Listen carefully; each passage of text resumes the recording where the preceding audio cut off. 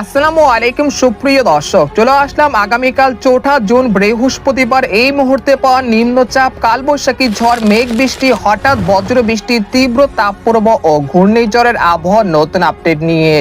এবার মেঘ বৃষ্টি নিয়ে আবহাওয়া দপ্তরের সুখবর। আগামী 24 ঘন্টার মধ্যেই আবহাওয়ার বিরাট পরিবর্তন। আজ রাতের মধ্যেই প্রবেশ করতে পারে নতুন বৃষ্টি বলয়, থাকতে পারে তীব্র কালবৈশাখী ঝড় ও ভারী বৃষ্টি, চলতে পারে আগামী 17 জুন পর্যন্ত। কমতে পারে রাত ও দিনের তাপমাত্রা, দূর হতে পারে চলমান তীব্র ভ্যাপসা গরম। এছাড়া আগামী সপ্তাহে আসতে চলেছে মৌসুমী বৃষ্টি বলয়। ইতিমধ্যে আবহাওয়া দপ্তর থেকে জারি করা হয়েছে বিশেষ সতর্ক বার্তা।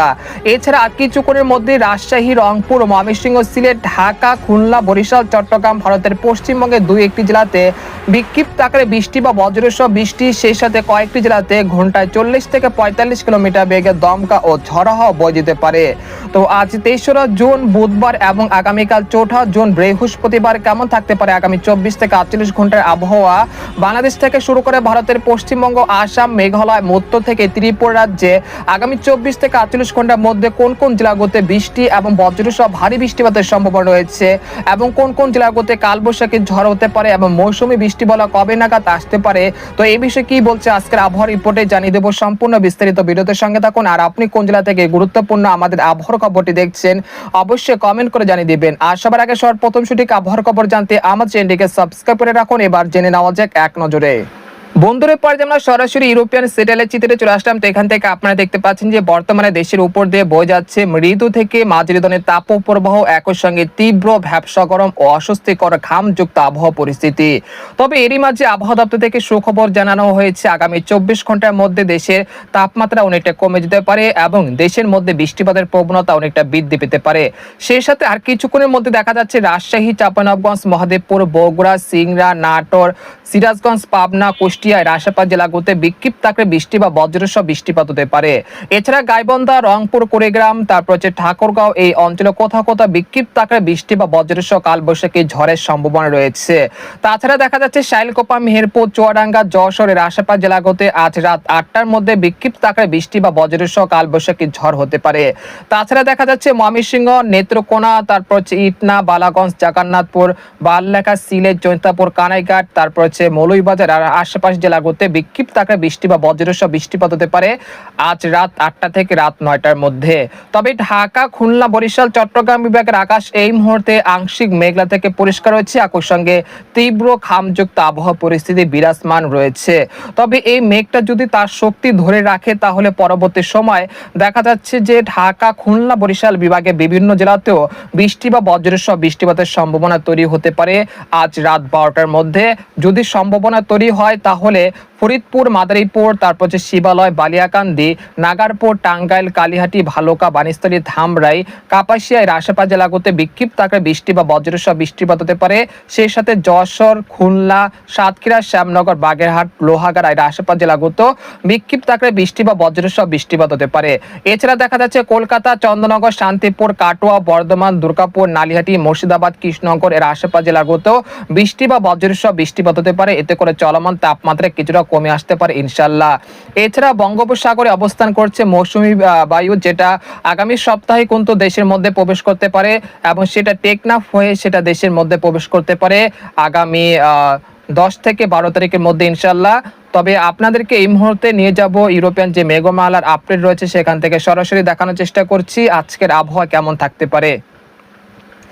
আজ রাত 11টার দিকে দেখা যাচ্ছে যে ময়মনসিংহ, তারপর হচ্ছে কেন্দুয়া, তিরিশাল, ভালুকা, কিশোরগঞ্জ, কাপাসিয়া, লাখাই, মৌলভীবাজার, সিলেট, জৈন্তাপুর, কানাইঘাট এর আশেপাশ জেলাগুলোতে বৃষ্টি বা বজ্রসহ বৃষ্টিপাত হতে পারে আজ রাত 4টার মধ্যে। তারপর দেখা যাচ্ছে যে 4 জুন বৃহস্পতিবার সকালের দিকে চলে আসার পর দেখা যাচ্ছে মৌলভীবাজার, কাপাসিয়া, কিশোরগঞ্জ, সিলেট, জৈন্তাপুর, কানাইঘাট, লাখাই, হবিগঞ্জ এর আশেপাশ জেলাগুলোতে বিক্ষিপ্ত আকারে বৃষ্টি বা বজ্রসহ বৃষ্টিপাত হতে পারে 4 জুন বৃহস্পতিবার ভোর 5টার দিকে।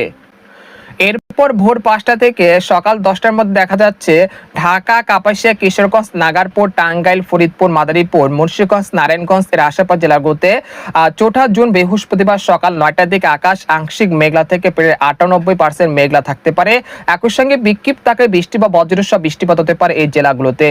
সেই সাথে দেখা যাচ্ছে সিলেট, মৌলভীবাজার, লাখাই, হবিগঞ্জ, মাধান, ময়মনসিংহ, জামালপুর, শেরপুর এর আশেপাশের জেলাগুলোতে বিক্ষিপ্ত আকারে বৃষ্টি বা বজ্রসহ বৃষ্টিপাত হতে পারে। এরপর রাত 12টা থেকে দুপুর 12টা থেকে বিকেল 4টার মধ্যে দেখা যাচ্ছে যে ঢাকা, ফরিদপুর, মাদারীপুর, শাইলকোপা, মেহেরপুর, চুয়াডাঙ্গা, যশোর, তারপর হচ্ছে খুলনা, সাতক্ষীরা, শ্যামনগর, পিরোজপুর, মাঠবাড়িয়া, বরিশাল, লালমোহন, কেন্দুয়া, তারপর খেপুপাড়া, পটুয়াখালী এর আশেপাশের জেলাগুলোতে বিক্ষিপ্ত আকারে বৃষ্টি বা বজ্রসহ বৃষ্টিপাত হতে পারে 4 জুন বৃহস্পতিবার দুপুর 2টার দিকে। তারপর বিকেল 5টার মধ্যে দেখা যাচ্ছে দেশের আকাশ আংশিক মেঘলা থেকে পরিষ্কার থাকতে পারে। একই সঙ্গে দেশের ক্ষুদ্র ক্ষুদ্র স্থানে কেন্দ্র করে হালকা থেকে মাঝারি ধরনের বৃষ্টি বা বজ্রসহ বৃষ্টিপাত হতে পারে। এরপর বিকেল 5টা থেকে রাত 10টার মধ্যে দেখা যাচ্ছে দেশের আকাশ আংশিক মেঘলা থেকে পরিষ্কার থাকতে পারে। সেই সাথে সিলেট, জৈন্তাপুর, কানাইঘাট, মৌলভীবাজার, লাখাই, হবিগঞ্জ এর আশেপাশ জেলাগুলোতে বিক্ষিপ্ত আকারে বৃষ্টি বা বজ্রসহ বৃষ্টিপাত হতে পারে। 5 জুন শুক্রবার সকালের দিকে চলে আসার পর দেখা যাচ্ছে রংপুর, ময়মনসিংহ, সিলেট, রাজশাহী, ঢাকা বিভাগের বিভিন্ন অঞ্চলে বৃষ্টি বা বজ্রসহ বৃষ্টিপাতের সম্ভাবনা রয়েছে 5 জুন শুক্রবার সকালের দিকে। তারপর সকাল বা দুপুর গড়াতে দেখা যাচ্ছে ময়মনসিংহ, রাজশাহী, ঢাকা, খুলনা, বরিশাল বিভাগের বিভিন্ন জেলাতেও বৃষ্টি বা বজ্রসহ কালবৈশাখী ঝড়ের সম্ভাবনা রয়েছে। এরপর আগামী 8 বা 9 তারিখ দেশের মধ্যে প্রবেশ করতে পারে মৌসুমী বৃষ্টি বলয়, যার প্রভাবে দেশের 8 বিভাগের 64 জেলাতে বৃষ্টি এবং ভারী বৃষ্টিপাতের সম্ভাবনা রয়েছে। এ সময় ভারী থেকে অতি ভারী বর্ষণ হতে পারে রংপুর, ময়মনসিংহ, সিলেট এবং চট্টগ্রাম বিভাগের অধিকাংশ জেলাতে। আপনারা দেখতে পাচ্ছেন যে আগামী 11 থেকে 12 তারিখ একটি মৌসুমী লঘুচাপ বাংলাদেশে আঘাত হানতে পারে, যার প্রভাবে খুলনা, বরিশাল, চট্টগ্রাম বিভাগের একাধিক জেলায় অতি ভারী বৃষ্টিপাতের রেড অ্যালার্ট রয়েছে। এতে করে চট্টগ্রাম বিভাগের পাহাড়ি এলাকাগুলোতে পাহাড় ধস বা ভূমিধসের মতো ঘটনা ঘটতে পারে আগামী 12 তারিখ। তাই অবশ্যই সতর্কতার সাথে থাকবেন। এরপর যে আপনাদেরকে জানানোর চেষ্টা করব যে আগামী 72 ঘন্টার মধ্যে কোন কোন জেলাগুলোতে সর্বোচ্চ মাত্রায় বৃষ্টিপাত হতে পারে। আগামী 72 ঘন্টার মধ্যে রাজশাহী, চাঁপাইনবাবগঞ্জ, মহদেবপুর, বগুড়া, সিংড়া, সিরাজগঞ্জ, পাবনা, কুষ্টিয়া, নাটোর এই অঞ্চলে কোথাও কোথাও প্রায় 12 থেকে 14 মিলিমিটার পর্যন্ত হালকা থেকে মাঝারি ধরনের বৃষ্টিপাত হতে পারে।